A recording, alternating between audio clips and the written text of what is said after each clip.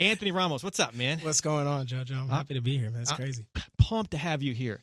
Here's what's going to happen. We're going to talk later on about, of course, the Hamilton stuff and the A Star Is Born thing and all that. I got my stupid questions, all this fun stuff. But I want to go through the entire album, track by track, in the order that it is on the album, because it's the chronological order of what happened in your life, right? Yeah, basically. I mean, it became this narrative. It became, these. It wasn't actually in order, but these were just all things that just happened to me that then became this story about this character, about this guy who's me. Like, right. I always say in the shows, I tell the audience, I'm like, hey, so the character in our story. When I say the character in our story, feel free to say you. And they all like unanimously yell. Like, I'm like, so the character in our story, they're like, you. And I'm like, yeah, this guy. These are all things that happened to me, and basically I just my executive producer and one of my best friends, Will Wells, and I were in our studio in New York, and we just took cue cards and we had 14 songs on the cue cards and the tempo and the title and the tempo, and then we took 2 out and we ended with 12, and then we just said, okay, where's the story here? And then we mixed them up and we said, okay, now this guy sends a love letter to home in Dear Diary. Then he goes on this journey. He leaves home to find himself. It became a story about a guy, again, me, who thought he needed to leave home to figure out who he wanted to be in life, and realized that all the answers he ever needed and all the answers he ever been looking for were right in front of him at home. But he had to leave to see. I had to leave to see how good I had it. I had to go to know how good I had it. So would you have me if I come back home? Those are the lyrics of the last song. Wow. And so we kind of mixed the cue cards up and came. We put together this narrative. And this guy goes through the good and the bad in between, right? Let's just start from the beginning here. By the way, if you say the character in this interview, I'm gonna yell you like please. Like your fan. All right, Dear Diary. Let's do Dear Diary. Talk about this track, Anthony. Yeah, I mean, Dear Diary is super deep. I mean this song actually, Will and I, my friend Will, who executive produced this album, we had taken a trip to LA 2 years prior to this album. And you live in New York, and we live in New York, right? Gotcha. But we came out here to write, and we came to LA in 2017, and we just like saved up money, and we got a studio here in Burbank, actually, and we just and we were just like writing. I stopped acting for 3 months, and I told my agents, and I was like, yo, look, man, I'm not gonna do any movies or anything. I'm just gonna write. But they're like, right? I don't make no money. You don't make money writing. What are you doing, bro? And I was like, no, but. You don't understand. I'm gonna write. I'm gonna do this. I need to do this, and we did. And we just had a studio, and we had an Airbnb. I switched Airbnbs twice. The AC didn't work in one. Like, it was all. Oh my God! But it was like, we were locked in, man. We were spending hours in the studio just writing and writing 1, 2, 3, 4 songs in a night. Sometimes, just spitting them out, and it was with no plan. And Dear Diary was the first song we wrote on that trip. It wasn't even a full song. It was an idea. And it was the first idea Will and I had come up with on that trip at that studio on the first day. And 2 years later, we revisited the song. And we were like, it was, hey there, mama, can you tell me how you been? I know I said I'll be back in 2 months, and I've been gone ever since. I went across the country to chase the things that I'm needing to grow, so I had to get away from you and everything I ever known. This is real. I was really feeling that when I was on that trip. And but I said, so I'm going to go for the winter, which is when we left. We left January, February. And came back in March. I'm going to go for the winter, and everything you said, I'm going to hold and remember. My mom was always like, Anthony, don't be drinking. Don't be doing that, right? Like, she's always reminding me what not to do, right? And what to do. And I'm going to go for the winter, and everything you said, I'm going to hold and remember. We ain't always going to see eye to eye, and I'm going to make mistakes, but I'm trying. I'm doing the best I can to see who I really am. So it don't matter where life leads me. If you call and say that you need me, I'll be coming home.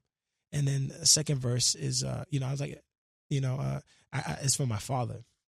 This song is for all the people who have made me who I am, or all the people who have been closest to me in my life, right, and have helped me become who I am today at 28 years old today in front of you, right? Like, and the second verse is, hey there, Papa, I wish I knew where you've been, right? Wow. So we didn't have this second verse yet. We didn't even have that chorus yet. And we just had the first verse. So Will and I, when we revisited the song, we came up with that chorus. Right, I'll be coming home, and then hey there, Papa, I wish I knew where you've been. We talked 2 months ago, and I ain't heard from you since. I'm not gonna lie, I was a little messed up from the last text you sent, but thank God for mama. She told me how to forgive. My dad sent me this hurtful text message that I just didn't know if I could come back from. And it was right before I left to LA to write the album. And I'll never forget it. I had spoken to my father right after that message. Well, I had spoken to my father. I hadn't spoken to him since he sent that message. And then finally I'm in LA and he calls me. And I spoke to him. And it's just Will and I in the studio. And Will sees that I'm bothered. He sees like, Will was like, we got the telepathy now. We've been writing, we've been hanging out 5 years now. My man's kind of reads my mind now. And he sees that I'm bothered. And my man just like, yo, bring it in, son. And I cried in his arms because I was like, damn. Because I hadn't heard from my dad. And it was wild. So I'm crying in Will's arms and we come up with this verse. Hey there, Pop, I wish I knew where you been. I talked 2 months ago and I ain't heard from you since. I'm not going to lie. I was a little messed up from the last text you sent, but thank God for mama. She taught me how to forgive. So it don't matter where life leads me. If you call and say that you need me, I'll be coming home. We're broken, but I'll never lose hope. I promise that my door's always open if you're coming home. Right? Wow. And you wrote this right after that call. Yeah. Anthony, you're just telling me your dad, which Dear Diary, a major part of it is about him in that moment. Yeah. He came to the New York show. Yeah, he came to the show in Brooklyn. And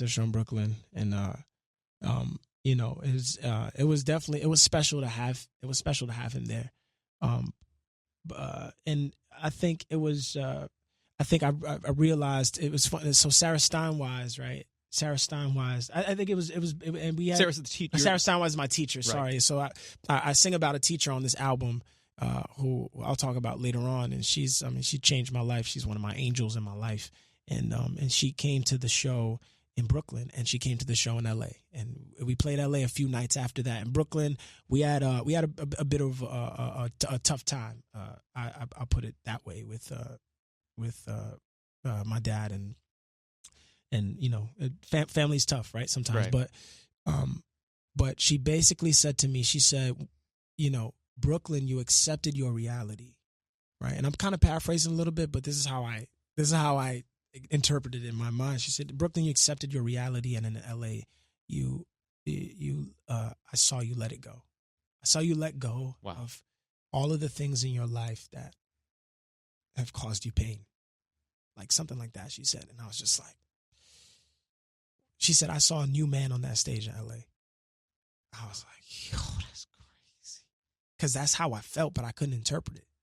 I couldn't interpret what I was feeling that night at the El Rey. Like, I just could not. And she said, that's what you were feeling. Wow. Once again, Anthony Ramos is hanging out. We're going through his album track by track in order as it is on the album because it's the order of the character, you. Yeah, me.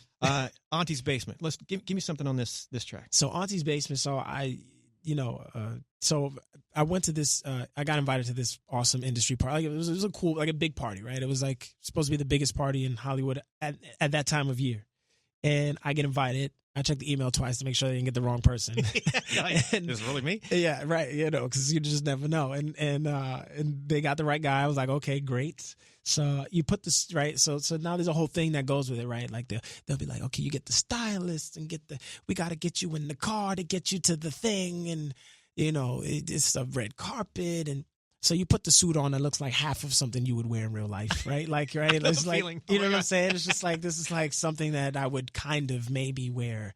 So I'm going to go ahead and put this costume on because I only have 3 options. And right, I feel you on that. And then, you know what I'm saying? And then you get to the thing, you pull up in the car, they hook you up with like a nice little black car or whatever. You hook up, you get to the place and you open the door and there's like a line full of people waiting to get their picture taken.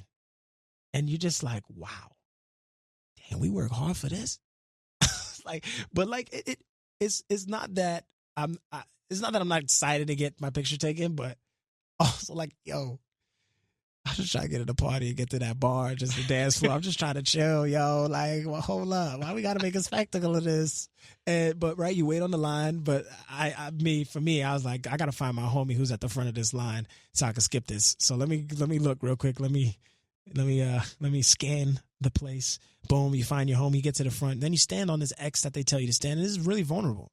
It's so vulnerable to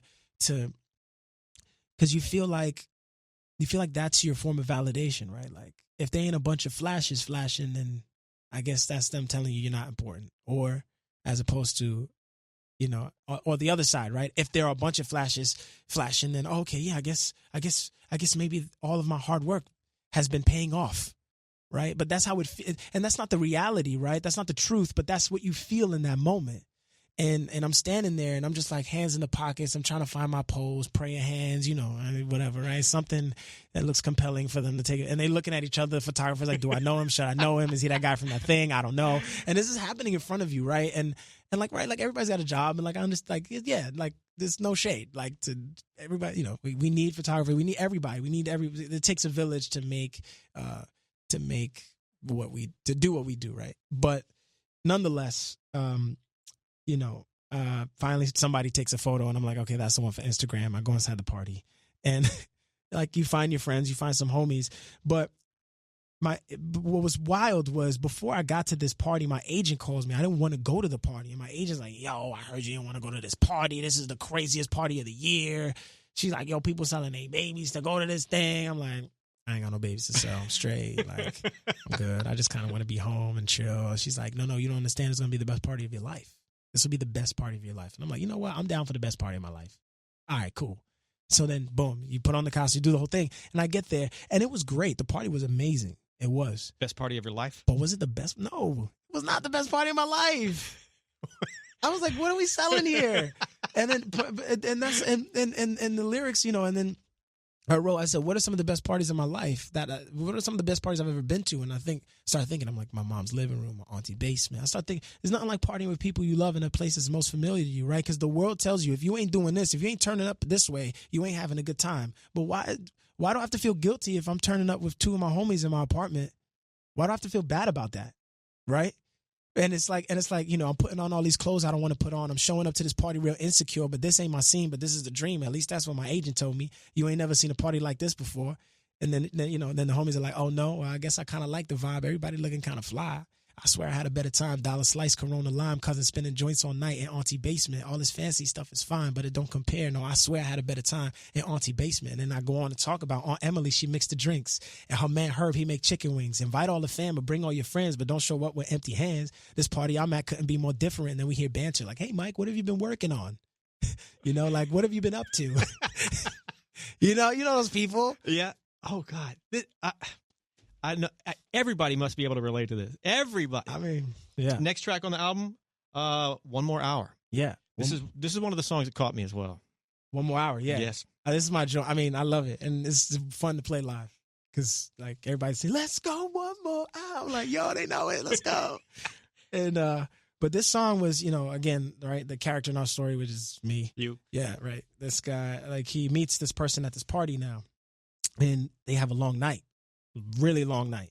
And like, you ever met somebody that was just so fly you just didn't want the night to end? You're like, why can't there be more hours in the day? I wish I could spend another hour with you, but the sun is coming up. I got work in like 30 minutes. I'm basically going to work right now from this time we're spending together. And this is how, you know, this story is a true story about how my fiance and I, the night we kissed for the first time. Okay, gotcha. Yeah, this is, you know, these are all true stories. This just became about, right, this character, quote unquote, but this is about me. And it's like that night, she and I were doing Hamilton off Broadway at the time, and we were doing it downtown at the Public Theater in Lower Manhattan, and we had a bar around the corner called Swift that we would go to because it was dark and we knew nobody in the cast would find us if we sat in the back. So we would chill there, we'd hang out, get to know each other and whatnot, right? And then, you know, it's like, and then I go on to tell the story. We're hanging out with the whole cast that night, and the cast just started getting smaller and smaller and smaller until it was just she and I.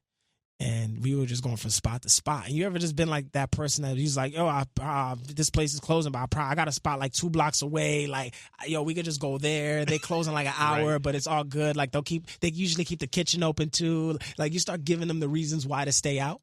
And I was basically like, here's how it happened downtown Manhattan, chilling with everybody in the cast, pregame at Swift and after work sipping, 1 drink to 2 till we on the train tripping. This is how this night happened. 4th and 8th, right? So we went uptown to 44th and 8th to Reunion Bar, where our cast used to like to hang out as well. 44th and 8th. Let's take the A. We took the A train, up there.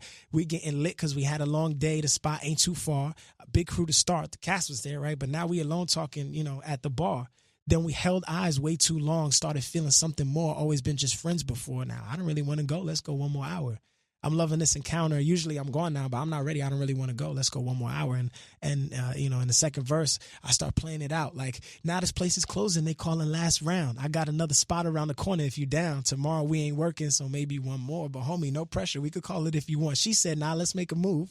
And I'm going to trust you. But if this place is whack, you going to be calling my, ooh, never mind. Because soon as we arrived, got a spot up in the back to losing track of time, right? And then we held eyes way too long, started feeling something more. Always been just friends before. Now I don't really want to go. Let's go 1 more hour. And that song is just about that night, and then I was like, there's nowhere else to go. We probably should head on home. I'll call you a call and you say stop. And then we had gang vocals come in. I was like, all the homies got to get on this vocal right here. Let's go 1 more hour. So yeah, it's that song for all my people who it's 4:30 in the morning, or if you're in LA, closes at whenever. Midnight, yeah. Before I play this track, did you know you were going to marry her that night? I didn't know I was going to marry her, but I was like, I would like to marry you. Yeah. Isabella. We're up to this track. What? Tell me. So Isabella is, it's not about a woman named Isabella. It's about my favorite town, one of my favorite towns in Puerto Rico. So one day I just booked a trip randomly for my fiance and I to go. So, so again, and in our story, right, this guy meets this girl, they had the long night, and then they go on a spontaneous trip, right? And in my life, actually, so Jasmine, I called Jasmine, that's my fiance's name, and I'm like, yo, Jazz, look, hey man, I booked us this trip to PR. I know you have things going on this week, but can you cancel everything you got going on so we can go on this trip and just chill? She's like, bro, I have a life. And I'm like, can you cancel your life? Please, can we just do this? I think it'll be great. And she did. And thankfully, and we went to Puerto Rico, and PR is one of my favorite places in the world, and Isabella was just one town that I talk about on the song that I highlighted of the many. I love Santurce, I love Rincon, like Ponce, just the whole island. I think that's my happy place, right? And it was dope to be able to take that trip with her. And I say, hey babe, how's it going? I just need a minute to talk. Can you stop whatever you're doing? And then there's like a little banter, and I'm like, you're still moving. You've been working hard, up late, long hours, long days. So I booked us a flight for tonight out of JFK, and then we hear the plane go shoo. And even going in 1 more hour to Isabella, at the end of 1 more hour, we hear the piano kind of gets a little dreamy at the end. And in my mind, when we were making this album, it was like, so in our story, they're on the streets of New York, and we hear the birds chirping at the end, right? It's 5 a.m, we hear the birds chirping. And if we were shooting this movie, we'd pan up, right? We go from them, we'd pan up, we'd see the birds in the tree. And it's nighttime. Now it turns morning, and those same birds are in the tree, except on the island now in Puerto Rico. And now we pan down and we see our characters on the beach now. And that was how that transition happened, with the birds chirping and the dreamy piano into Isabella. And, it's like, how's it going? I just need a minute to talk. Can you stop whatever you're doing? You've been working hard, up late, long hours, long days. So I booked us a flight for tonight out of JFK. So let's go away, Isabella. Let's go away, us together. Let's go away, Isabella, because there ain't nothing better than the moments that will make it forever, Isabella, And then I go on and say, hey, babe, it's like in the movies. We could just fly, grab a ride, drive to the boonies, because the west side is a 3-hour drive, right? There ain't no time to think, only time to sink, right? 3-hour drive from San Juan, into my arms under the stars with a drink. Yeah, baby, so let's go away, Isabel. And she worries about the dog all the time. And in the bridge, I'm like, don't worry about your job. Whoever you was going to meet tomorrow, ready to get the dog to my mom. Got the crib locked up. Keep calm. It's just you and me. Mojitos on the beach, baby. Everything you need where the ocean meets the sea. Let's go away, Isabella. So that song's just about, sometimes you just got to take a trip, man. Sometimes you got to take a break. And at this point, you were not engaged, or you were engaged? We weren't engaged, no. But, gotcha. We were just like, let's go. We out. Right. The next track we're going to play is it's actually the single Yeah. Mind over matter. Give me something on this, Anthony. So mind over matter, man. So now these two people, they met at this party. They had the long night. They did take the trip. Now they haven't making passionate love, right? And in my life, right, I listen to a lot of songs about people just like plainly, right? We're gonna put it plainly, like they're just having sex, right? Like we hear a lot of songs like, "Yo, man, shorty at the club took her back to the crib. We did what we did." Blah, blah, blah, blah. Like, and I'm like, okay, cool. That's not my life. Like, I wholeheartedly don't relate to that. And I'm like, yo, like, where is the song for people who are just like normal? Like people who are just like in regular relationships, just trying to make it work. 2 years, 5 years, 15 years. People married 30 years, right? Like people were working it out. Like it ain't new no more. You got to work for that. You know what I'm saying? She come home, she's tired. Like you can't just be rolling up like, yo, baby, what's up? Like, you know what I'm saying? She like, nah, you better take that over there. You better turn the TV on or something. I'm tired, bro. I'm rolling over. You bugging. You know what I'm saying? Anybody, look, and I always say it. I'm like, look, man, maybe it's just me, but like, yo, it's like, it ain't. I'm like, I said, where's the song for people who've been in long-term relationships? Where's that? Where's the song for me? Like, and I was like, I want to write that. I said, you know, what's some of the most domestic scenarios or situations we could be in that can become sexy, right? And I see you over there cooking while you over there looking like a 5-course. I walk over to the kitchen and I feel a little smitten with the way the oil pour. I put my hand around the waist. I put my cheek up on your face. I turn you around so you can see what you cooking up in me. I want to be generous, a little more tenderness, feel you feeling better than you did before. I'm taking it serious, a little more time with it. Emotional, physical, is so much more, because when we're making love, real love, we take it deeper, mind over matter, right? I feel like when you're making love to someone you actually love, it becomes more and more of a selfless act every time. It becomes less and less about you and more about them, all right? I'm only going through your body to get to your mind, right? And you think about it, right? So we really want to get domestic. Yo, put the pillow where you want it just in case we got to pause it for a little breather. Yeah. Come on, you know what I'm talking about. I think I'm gonna use that line on my wife. What's the first line? Right, put the pillow where you. No, want. not that one. I see you over there cooking. Yeah. Why you over there looking like a 5-course? Say it to your wife, man. Let me know how it goes. DM, text me. Let me know how it goes. She'll be like, "What are you talking about?" Right, and it's like, it's like, man, put the pillow where you want it, just in case we got to pause it for a little breather. Because when you're comfy, I can explore your body, make me wish I was a mind reader. I'm gonna work harder, gonna touch you smarter. I'm gonna find the new surprises. Because when we're making love, real love, we take it deeper, mind over matter. Right, when we're making love, real love, it's like a healer. Right, like I think real love actually feels like a healer. It feels good, man. And love feels good. Genuine, real love actually feels good, right? I think. Right. And it's like a healer, mind over matter. So the mind over matter is about, it's about this thing that we put so much emphasis on the physical act of it, but it's way more than that. Next track, relationship. Yeah, I see where this is going. So relationship. So again, in our story, this person that our character has met has now pumped the brakes on him. She's like, nah, this ain't a relationship. Hold up. Wait up. Because I'm like, no. Like, are we doing this? Like, it seems like we're making it official, right? We're hanging out all the time. I'm picking up all the tabs. I don't do that for just friends. You know what I'm saying? And like, we're doing this, right? We're spending a lot of time together. We're staying over each other's homes. Like, right? And she's like, no. Hold up. Pump the brakes. And it's, this again, this happened to me in college.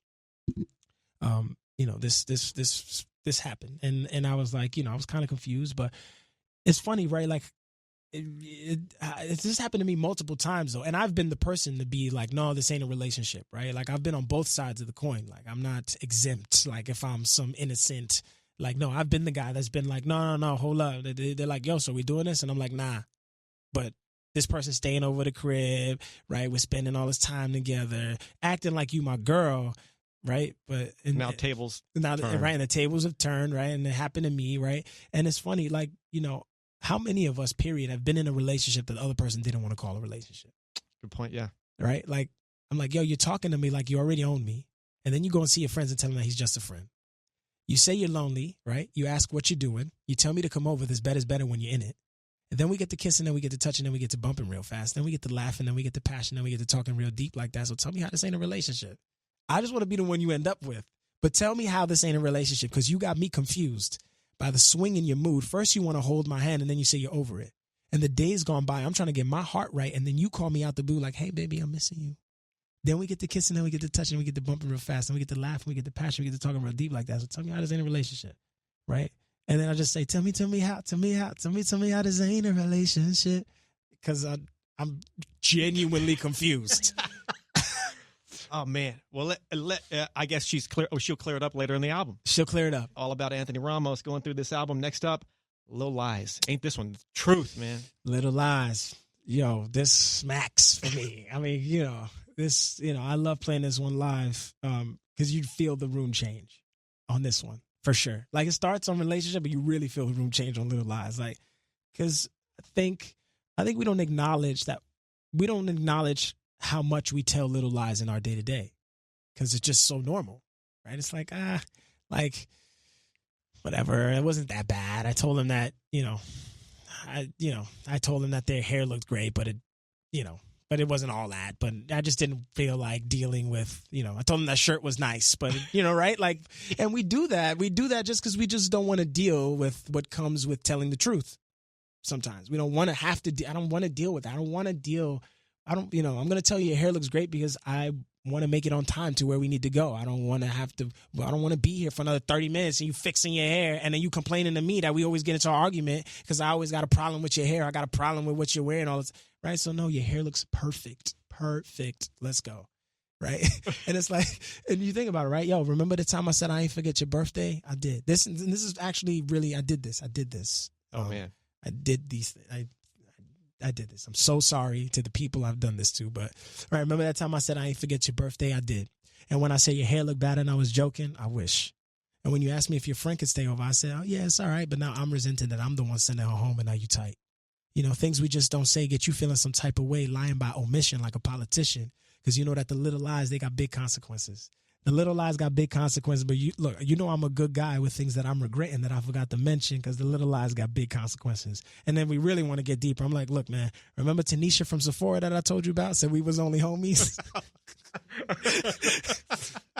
We used to smash back in college in the dorm rooms. Oh, my God. But that's the old me. But I didn't want to tell you because I thought you'd hold me different. I didn't want to make you jealous over something that I ain't missing. Things we just don't say get you feeling some type of way, lying by omission like a politician, because the little lies got big consequences. And I go on to say at the end, look, man, honesty is the best policy. I know that. Sometimes it hurts, though. Telling you everything brings out the dirt on me, so vulnerable. But I'll tell you anything, every word, all of me. I'm down to let go, but nothing good ever came without work, yo. Because the little lies got big consequences. The next track, Woman. Yeah. So now in our story, she's like on her way out. This is like the last plead. So she's leaving you. She's basically like, yo, look, man, like it wasn't enough. The little lies, it's just not working, right? And sometimes that's just the way, that's life. It just be like that. Sometimes you have to take it on the chin. It didn't work. It didn't work out, right? And it's like, this is that last apology, and this was actually, this song came about because I was in the studio here in LA, and I just didn't know what to write about that day, and the one woman in the room, Amy Watts, who's this amazing writer from Wales, she was talking about her husband and her kids. And I'm just sitting there listening to her and the way she's talking about them and the passion in which she's speaking about them with. And I'm like, yo, we got to write about that. I was like, that's what we have to write about that. I was like, that kind of love, that she is expressing for them. And I said, that love that women have, it's that fire, that passion, that powerful love, right? I feel like a woman's love is the most powerful kind of love on earth, period, in my opinion, right? And from my personal experience, I think about all the women who have mentored me in my life, right? In the absence of men sometimes, right? And it was just mom and Sarah Steinwise, that teacher, and my fiance now, my sister. And it's just all these women who have loved me unconditionally, even through my craziest times. And I said, how do we fall short as men sometimes? Right? This is my apology. Like, maybe if I could have loved you the way you loved me, like a woman, maybe if I could have loved you with that passion and that power, maybe this would have worked. Maybe if I'd have just been honest and I'd have been just like real from the get, maybe this might have worked. And I say, how do we fall short as men sometimes? And I never speak for all men, right? I always preface by saying, I ain't speaking for every guy, right? Like, I always unanimously get one guy, especially every show. Like, don't do that. Like, bro, this song's not about you, man. Don't worry about it. It's all good. You can sit comfortably, learn the words. You can chill, sing along if you want, because we're good. We're good. But the song's about me, for sure. And how do I fall short, right? especially as a man. And I think, right, it's like, you know, I want to be the ground that you land on. A woman's love is it's just the strong surface, right? You can land anything on that kind of love, and her love will sustain, right? Anything. And I want to be the rock you can stand on. It's the solid surface that we build some of the most amazing things on this kind of love, right? We build families, homes, empires, some of the most beautiful things, right? None of us would be here without a woman, right? If you think about it, we wouldn't be here. Very true. That's like, I think that's the biggest superpower, period, on earth, right? And right, I want to be the rock you can stand on. It's that solid surface that just her love is like a rock. Right? I wish that this love would go on and on and on. Right? It's like these women in my life have loved me unconditionally. Like through the craziest versions of me, they still have loved me. Right? Like I wish that this love would go on and on and on. I wish I loved you as unconditionally as you've loved me. I wish that the love would go on and on, but I'm not around like we planned on. I did the thing that some men, not all, some do. I left. I'm not around like we planned on. I should have stayed, but I couldn't. I should have, right? A woman will stay. She'd be like, yo, you acting crazy today, but we'll figure it out tomorrow. It's all right, but you're still sleeping on the couch. You know what I'm saying? I should have stayed, but I couldn't. I should have spoke, but I wouldn't, right? A woman will speak. She'll be like, yo, let's get to the bottom of it, right? All right, let's figure it out. Let's talk about it. Let's get to the core of the problem. And we're like, nah, I got to go outside and clear my head. You know, or like, nah, she crazy. She just talks too much. She crazy. Like, she not crazy. We just not listening. Right. But I should have spoke, but I wouldn't. And I did what I shouldn't. If I could have loved you like I was a woman, then maybe I would have loved you like crazy. But I did what I shouldn't. If I could have loved you like I was a woman, and I go on to tell this story about how I was on a cruise ship and I was dating a girl at the time, and we had been on and off for years, man, years. But this girl, she loved me like unconditionally, man. And I just was not ready. I just was not ready. And but I'm grateful, right, for the lesson, right, because now I'm able to love my fiance in the way that I'm able to love this way, but I had to learn that lesson, right, and it's like, you know, but I go on to say I was doing Royal Caribbean Liberty of the Seas. I was singing Saturday Night Fever, playing Double J on the ship twice a week, twice a cruise, and I was just there doing my thing. And I was like, yo, I'm going on this ship for 7.5 months. How are we going to do this? If you don't know, I don't know. Then we both don't know. So let's just break up. What are we doing? And again, she didn't want to do that. But she said, if that's what you want to do, then, right, unconditional love. She's like, selfless love. Like, if this is what you want to do, then this is what we'll do. And I go on this ship, and I'm wasted one night, just drunk. In the back deck. If you wonder where people drink on the ships, it's in the back deck. All the employees on the bottom of the ship in the back. Back deck, got it. All right. And you know, and we're all back there. I'm back there, and I'm twisted, and I'm like, yo, I gotta email her because I couldn't text her. I was on the middle ocean. I was like, I gotta email her. I go down to the computer room. I put my little card in or whatever. I start emailing her like, hey, what are we doing? Why are we doing this? Next thing you know, right? I'm like, yo, let's work it out. She's like, again, unconditional love. All right, bet, let's do it. Let's work it out. And I wake up the next morning sober, and I'm like, what did you just do, bro? Because I knew I was not man enough to keep that promise. And then I go on to tell the story. I was young and I was traveling. I was dumb and just unraveling, and I got drunk and started babbling, and I did what a man gonna do. And I didn't even realize till I came home and saw you see the secrets in my eyes and was breaking my heart tonight. I broke yours twice. I should have stayed, but I couldn't. I should have spoke, but I wouldn't. I did what I shouldn't. If I could have loved you like I was a woman. And we basically just have a guitar solo in the bridge because it's like I'm out of words. Like this guitar solo is a reflection of my apology and my tears and my and how sorry I am for how I hurt you. Man, I feel like I'm really getting to know you here, like yeah. In depth here. I mean, you are, brother. I'm spilling the beans, bro. Apparently, figure it out is the next one here. Yeah. So figure it out. You know, figure it out. Now, again, you know, the character in our story. You? Yes. It's lonely. I feel like I have to say that. Yeah. No, please say it. That's a part of the, that's the joint. That's the sauce. That's the Big Mac special sauce. And it's, you know, but he's lonely. And this happened. I was lonely. I was, and not just in that time of my life. Right. And interestingly enough, like that whole situation happened.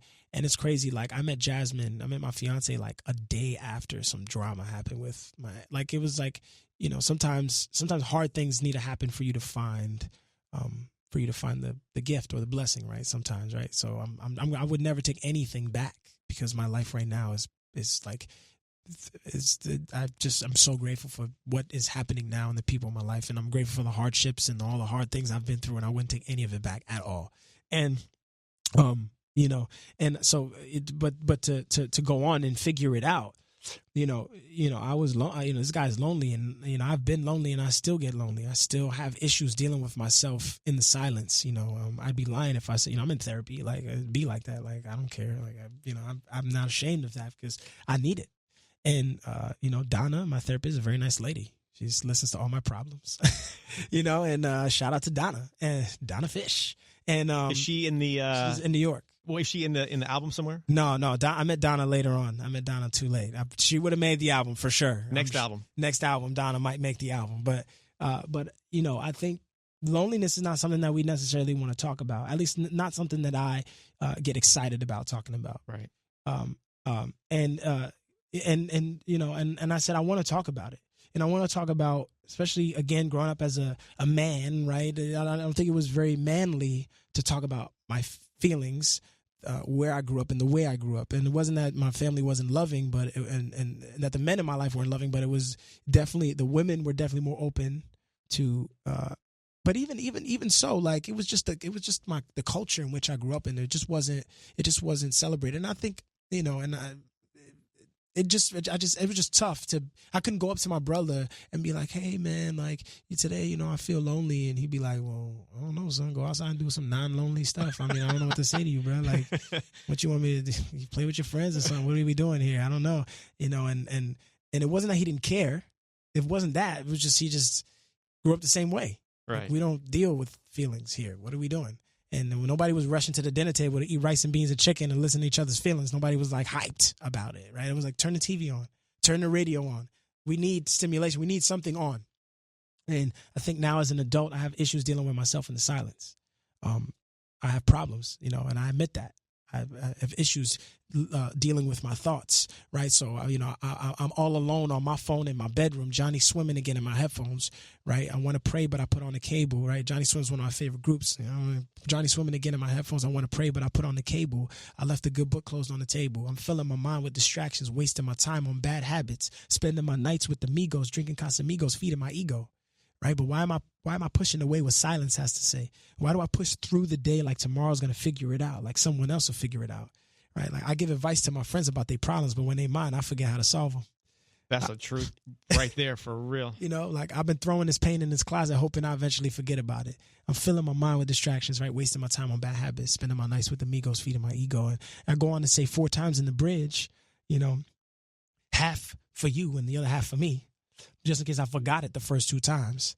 Like, I'm making me a promise to admit my problems. Ain't saying I'm going to solve them, but I'm making progress. Because I had to accept that, like, I'm never going to be perfect. I'm never going to be perfect. I'm never going to be this perfect human who I have put on some pedestal in my mind that I'm supposed to be. Like, and it's okay to not be that. It's all right to be exactly where you're at. And to be exactly who you are. And that took me so long to even acknowledge that. So I'm not, and I'd be lying to you if I said that I fully have mastered it, right? Like, I haven't. That's why I'm making me a promise to admit my problems. I ain't saying I'm going to solve them. I'm making progress. I'm a work in progress. I'm a work in progress. At least I know, at least I've acknowledged that, it's okay to be that. It's okay to be whoever you are, wherever you are, in whatever state you're in, right? You want to cry, cry. You want to laugh, you want to laugh. You want to dance in the middle of the street, you should dance in the middle of the street. Don't get hit by a car. But there's that. If there's no cars coming. But, like, you feel me? Like, and so this song was, we called it Figure It Out because I don't have anything figured out. This track, I mean, the entire album is just spectacular. But this is the one that hits me. I don't know what it is about Let's go. Either way. Yeah. Either way. Oh, yeah. It hits me. It's right in that zone of things that I just feel it. So give me something. What do I need to know? That. Well, either way, like, it's about a song. It's like, again, right? Like, this guy is lonely now, and he's like in this dark place, and which I've been in many times, right? Like, it's easy to feel down or lonely about whatever, right? But thank God for friends who pull you out of that. Like, I'm so grateful for my homies that, like, can hit me up at the drop of a dime and be like, yo, what you doing, son? Let's go. We going out. What up? Let's go. And I'm like, I don't want to. And they like, nah. I'm at your door actually right now. Open up. And I'm like, at my door, you know? But like they come knocking and and they come in and you give all the excuses why you don't want to go out. I'm feeling down. I'm just not in it.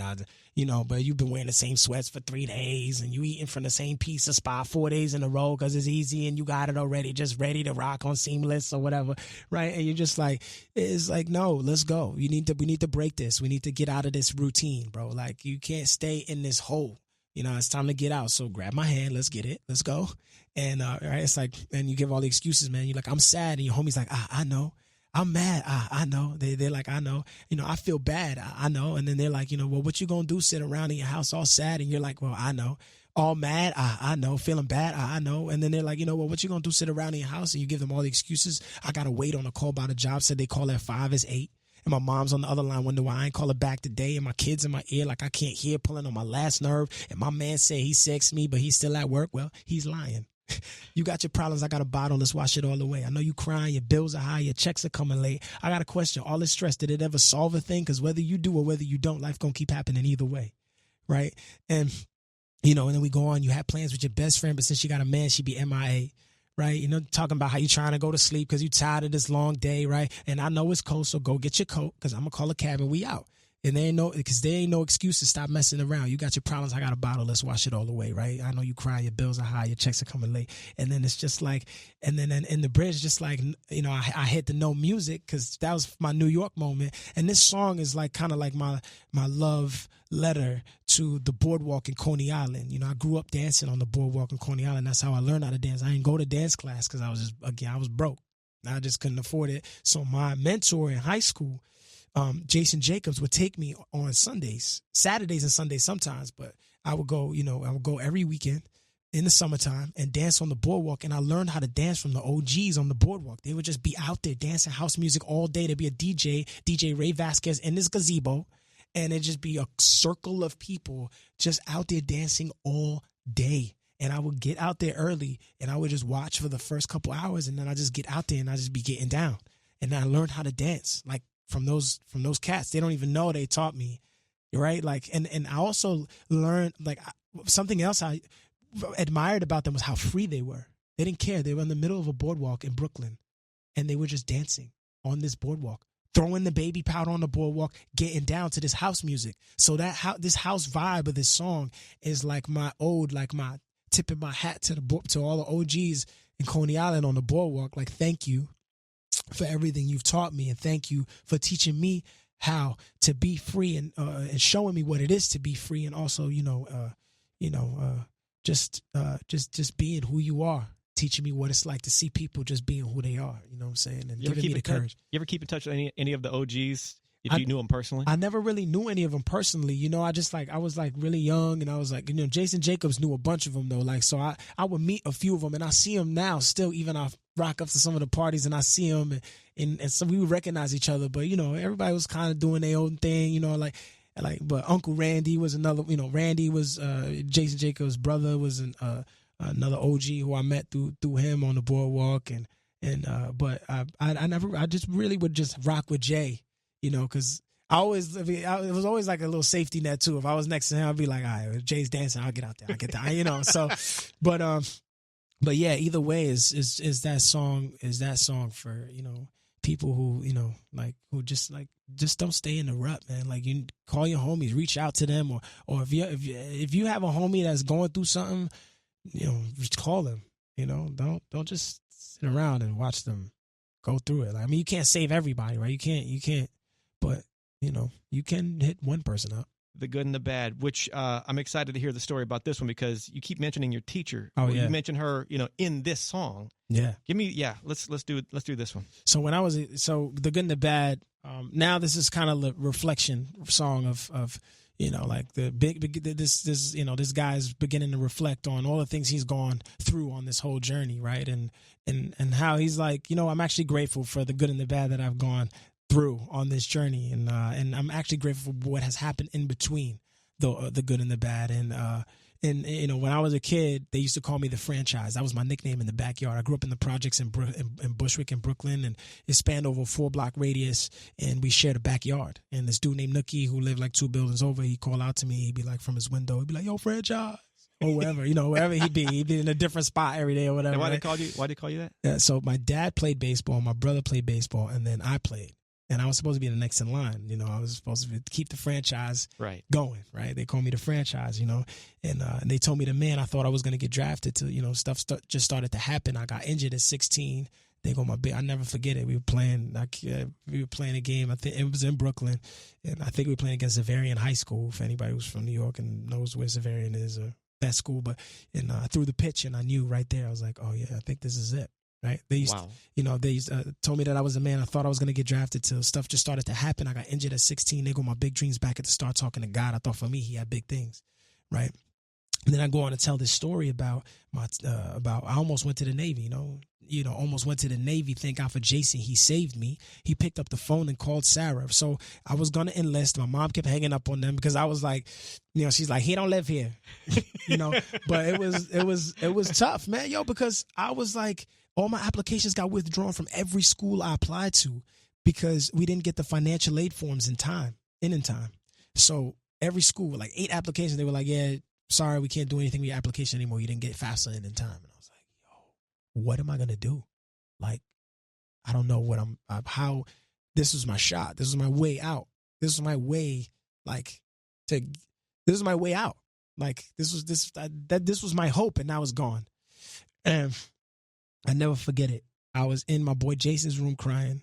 I'm like, I'm gonna enlist. I can't do this. I'm tired, man. I had 1 application pending still though, and I just didn't want to do it because I was just feeling completely like helpless and hopeless. I was just like making all the excuses. I was like, forget this. What's the use, right? And Jason calls. I'd never forget it. He goes outside his room, and I'm bawling in his room, and I'm like mad and angry, and I'm just like, yo, mama, I can't do this no more. That's it. It's a wrap. Like, and he's like, he goes outside. He's like, hey, Miss Steinwise, Anthony's crying in my room. I don't know what to say to him. Can you talk to him? And he comes in the room. He's like, hey, man, Miss Steinwise want to talk to you. All right. Give me the phone. Talk to her. Hey. She said, hey, come to my house right now. So Miss Sarah Steinwise is our high school director. She was our high school director, the theater director for our school. Gotcha. And she goes, hey, come to my house right now. I'm like, nah, you live far. For real. She lived 1.5 miles away from his house. And I was like, I don't have bus fare. I'm not going to walk to your house. Like, she's like, come to my house right now. And I was like, all right. So we get up, we walk about 1.5 miles to her crib, and I'll never forget, she opens the door, she got the round table in the kitchen ready, she got the applications ready, and she's like, we're going to finish these essays right now, we're going to send this application out. And I'm like, all right. We finish the essays, we write 2.5 essays right there in her kitchen. She pays for the application because I didn't have the money, and then she sent it out because I was irresponsible. She was like, I know you're not gonna get this in time, so I'm going to go ahead and send this out because you're going to miss the deadline again, and this work ain't going to waste. And we send it out, and then I audition for the school. She helped me with the audition material. I get into the school, and all of a sudden I'm like, wow, I can't believe I got in this musical theater school, and I don't know anything about musical theater. And I get into the school, and I get this packet, and the packet looks beautiful, and it looks like the most artistic thing you'll ever see. It just looks like the dream in 30 pages. And you get to the back, and you see the tuition. And I was like, yo, I can't afford this. This is crazy. How am I supposed to go to this school?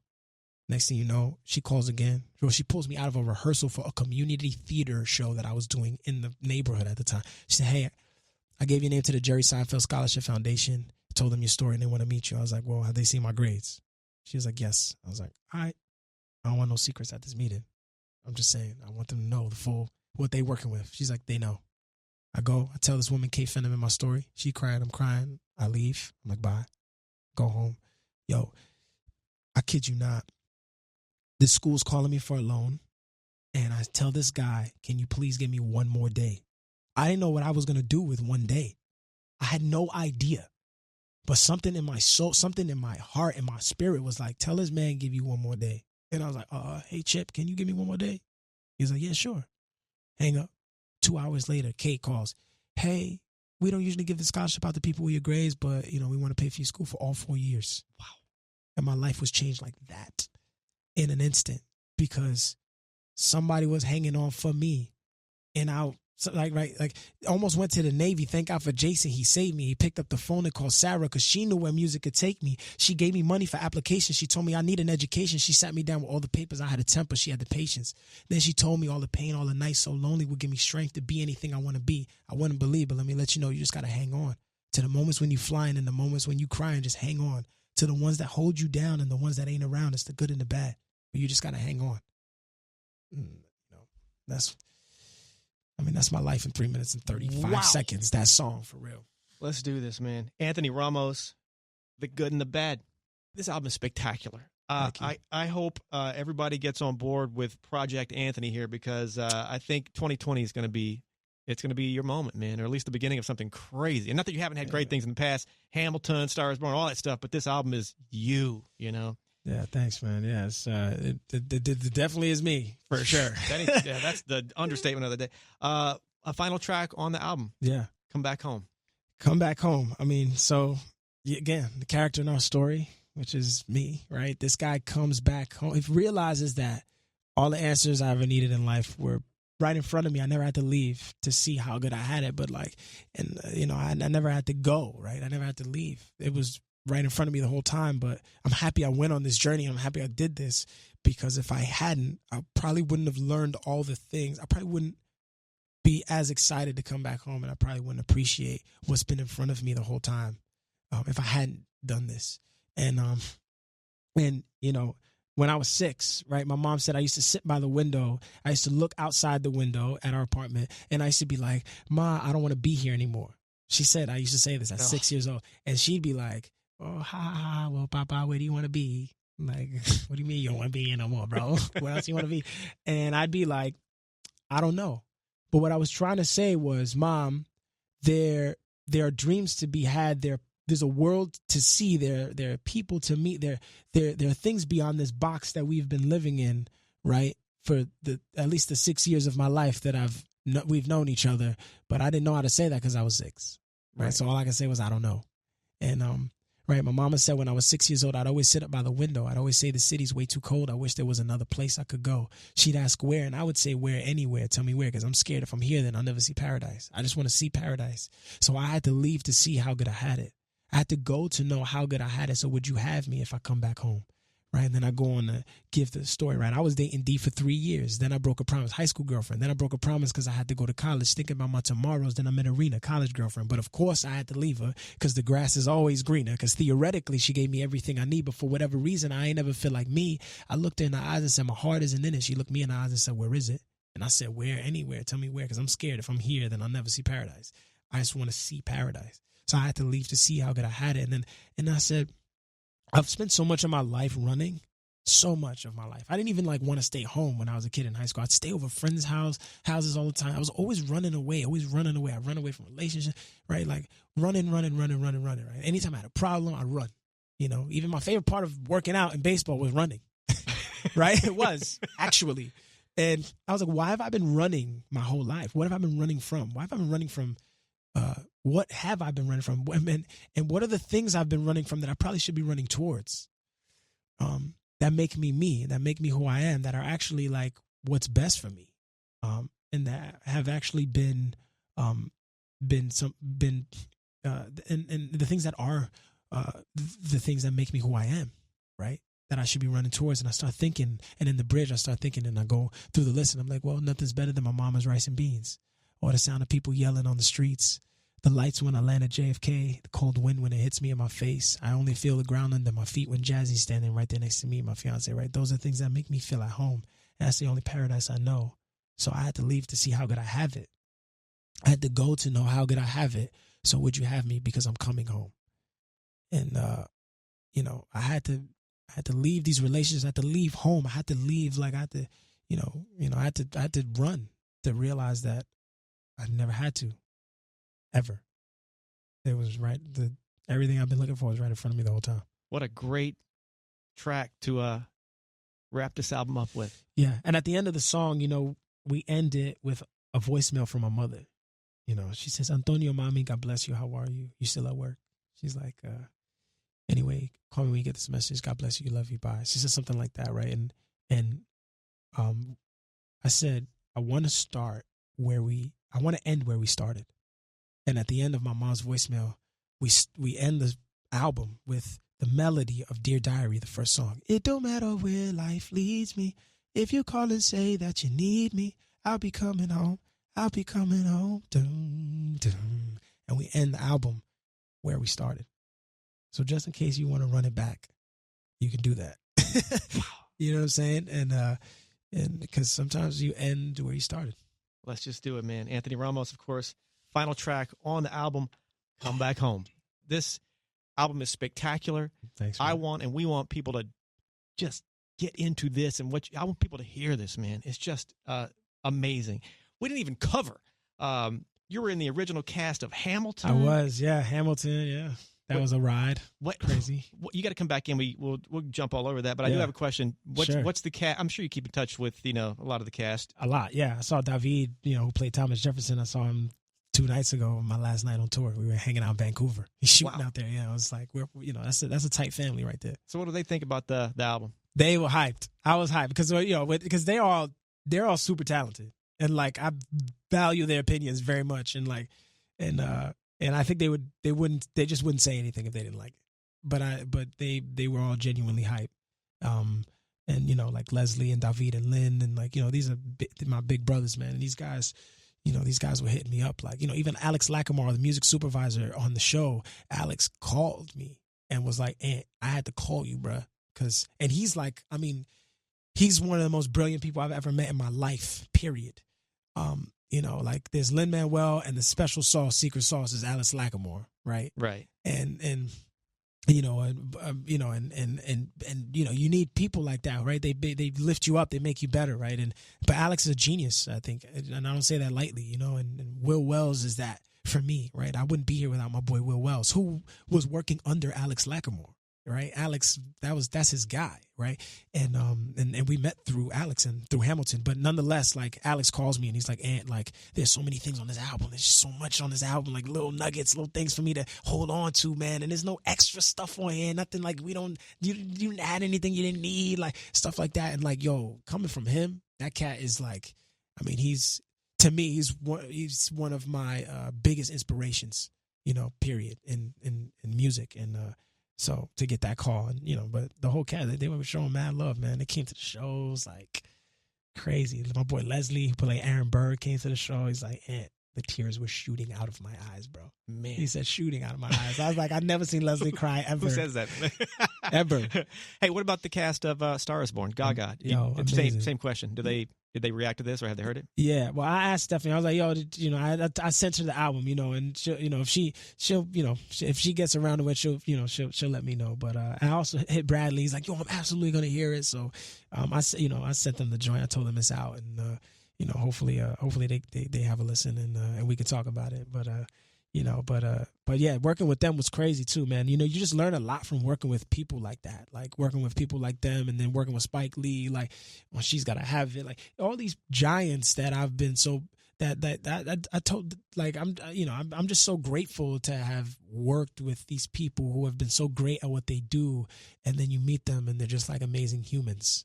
You know what I'm saying? And right. You're just you can be great and be an amazing, be a good person, and that was one of the biggest lessons I've learned from all of them, unanimously across the board. Lynn and John Chu, who directed In the Heights, this the movie that we got coming out next year. That was Lynn's first musical, right? These the common thread between all of these projects. People are like, "Yo, man, you've been able to be in all these cool things," and I'm like, "Yeah, but the biggest gift from being a part of all these things was not the thing, right? I mean, the thing, yes, but it's the people that I've been able to work with, and also the friends I've gained and the family I've gained from it, and the lessons I've learned, right, and the stories, and then the stories I've been able to tell, that I've been blessed enough to tell in the process, man. Come on, man, you can't. That's the dream. That's the dream. Well, you found it, man. The album, the good and the bad. Anthony Ramos, that's his name. Get on this album, you guys. Thanks for hanging out, man. Thanks so much, JoJo. This is amazing, man. At the end of every interview, fist bump to make it official. Fist bump, baby. Let's go.